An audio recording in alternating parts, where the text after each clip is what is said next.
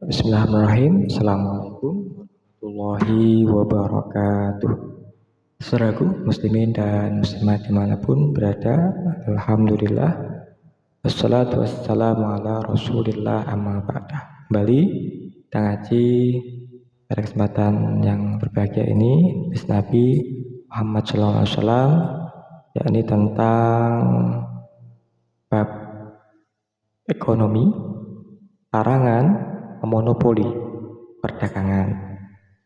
Baik, saudaraku muslimin dan muslimat dimanapun berada, sebagai pengantar, bahasanya Islam ini agama yang rahmatan lil alamin, sebagai rahmat bagi seluruh alam.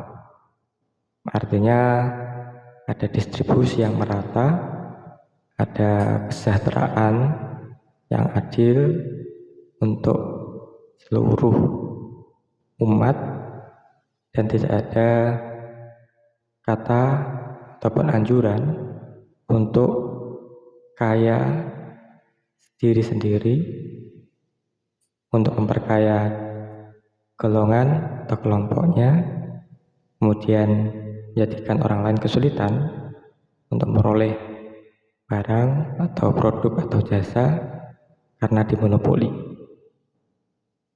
Baik, mari kita simak sebuah hadis. Bismillahirrahmanirrahim. Hadatsana Ahmad ibnu Syabib ibnu Sa'id, hadatsana Abi an Yunus an ibnu Syihab an Khalid ibnu Aslam qala kharajna ma'a Abdullah ibnu Umar radhiyallahu anhuma faqala a'rabi akhbirni an qaulillah walladzina yaknizuna adh-dhahaba wal fiddata wala yunfikunaha fi sabilillah. Qala Ibnu Umar radhiyallahu anhuma man kanazaha falam yuaddi zakataha fawailul lahu innama kana hada qabla an tunzal zakat falamma anzalat ja'alaha Allahu tuhran lil amwal. Baik, artinya telah menjelaskan kepada kami Ahmad bin Syabib bin Sa'id telah menceritakan bapakku padaku dari Yunus, dari Ibnu Syihab, dari Khalid bin Aslam berkata, kami keluar bersama Abdullah bin Umar radhiyallahu an. Lalu seorang badi berkata, kabari aku akan firman Allah, a'udzubillahi minasyaitonir rajim, walladzina yaknizuna adz-dzahaba wal fiddata wala yunfikunaha fi sabilillah. Dan orang-orang yang menyimpan emas dan perak dan tidak menafkahkannya di jalan Allah. Ibnu Umar kemudian berkata, barang siapa yang menyimpannya dan ia tidak menunaikan zakatnya, maka celakalah ia. Namun ayat ini turun sebelum turunkan ayat zakat. Ketika ayat turun zakat sudah diturunkan, maka Allah Subhanahu wa taala menjadikan ketentuan ayat ini sebagai perintah pensucian harta.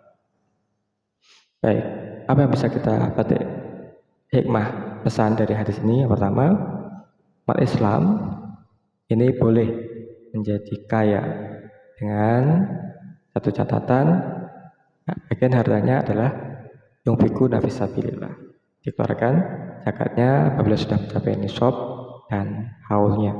Ada satu ketentuan aturan wajib zakat. Nah, bolehkah, pertanyaannya, menjadi kaya dengan cara memonopoli barang perdagangan? Ya, jawabannya tentu saja tidak boleh memonopoli perdagangan yang berakibat membuatnya menjadi lebih mahal.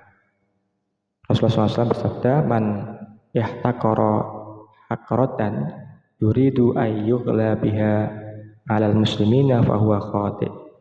Barang siapa yang menimbun barang yang dibutuhkan oleh orang muslim dengan niat membuatnya menjadi mahal, menjadi sulit, menjadi langka, maka dia orang yang berbuat dosa. Hadis riwayat Ahmad. Saudaraku muslimin dan muslimat dimanapun berada, berkompetisi menjadi kaya ini boleh, bahkan sangat dianjurkan, karena dengan jadi kaya ini seorang muslim bisa melaksanakan rukun Islam, haji, rukun Islam, zakat, bisa bersedekah, bisa membantu orang banyak. Namun ada larangan, ini apa? Berdagang dengan cara memonopoli barang dagangan atau produk jasa. Apabila ini dilakukan, maka yang terjadi adalah disharmoni, ketidakharmonisan antara sesama manusia. Ada iri dengki, ada kebencian, ada dan sebagainya.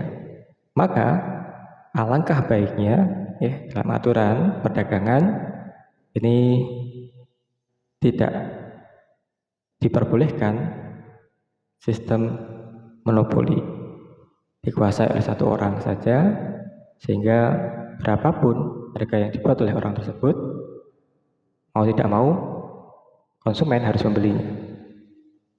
Mau tidak mau, apakah itu buruk atau itu baik, pembeli harus mengikuti apa yang dimaui oleh pedagang yang memonopoli tersebut. Maka dalam aturan Islam, barang siapa yang menimbun barang yang dibutuhkan umat Islam dengan niat membuatnya menjadi mahal, menjadi langka, menjadi tidak mudah diperoleh, dan harganya bisa dipermainkan, maka ini orang tersebut adalah pendosa. Bolehkah monopoli dengan cara, dengan alasan, dengan tujuan untuk membuat harganya menjadi lebih murah?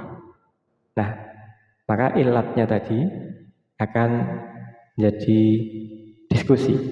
Nah, monopoli dengan maksud untuk menjadikannya lebih murah, ini tentu saja berbeda persoalannya. Karena apa? Karena harga yang murah, kualitas yang baik, ini menjadi satu yang diinginkan di dalam perdagangan. Namun, hal tersebut, monopoli yang menjadikan murah, menjadikan barang itu mudah diperoleh, menjadikan kualitasnya bagus, ini sesuatu yang tidak mudah atau mungkin mendekati kata mustahil. Karena pedagangnya hanya satu, maka semau-maunya, mau dikasih harga berapa, pembeli harus membelinya dengan sukarela. Tapi kalau pedagangnya ada 2, ada 3, setidaknya ini ganjil, maka ibaratnya akan bersaing dalam hal kualitas, akan bersaing dalam hal harga, sehingga menarik konsumen. Dan siapa yang diuntungkan? Pembeli, konsumen.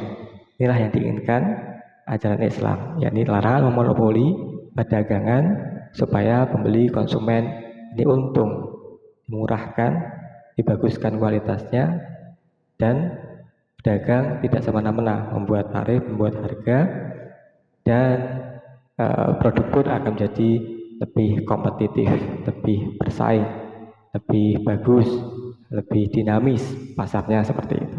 Baik, saudaraku, muslim dimanapun berada, inilah kaidah perdagangan Islam, larang monopoli dengan niat untuk menjadikannya langka dan mahal. Dan caranya adalah bagaimana perdagangan ini ada batas bawahnya, batas atasnya, tentang berapa yang boleh dikuasai oleh seorang pedagang, dan hendaknya diatur oleh peraturan, dikelola, diawasi oleh pemerintah, sehingga perdagangan ini menjadi sesuatu yang baik, tidak ada efek buruknya. Terima kasih atas perhatiannya. Mohon maaf apabila kurangnya. Semoga Allah Subhanahu wa taala senantiasa berikan hidayah inayahnya kepada kita, keluarga kita, muslimin semuanya, untuk dapat bekerja semaksimal mungkin, kemudian mengeluarkan zakat seoptimal mungkin, jadi kaya, ini menjadi satu yang pilihan yang kita sukai. Kemudian kita keluarkan zakatnya bersama-sama, tidak ada monopoli di dalamnya, bahagia di dunia zahir batin, sampai nanti di akhirat masuk surga. Amin. Terima kasih. Assalamualaikum warahmatullahi wabarakatuh.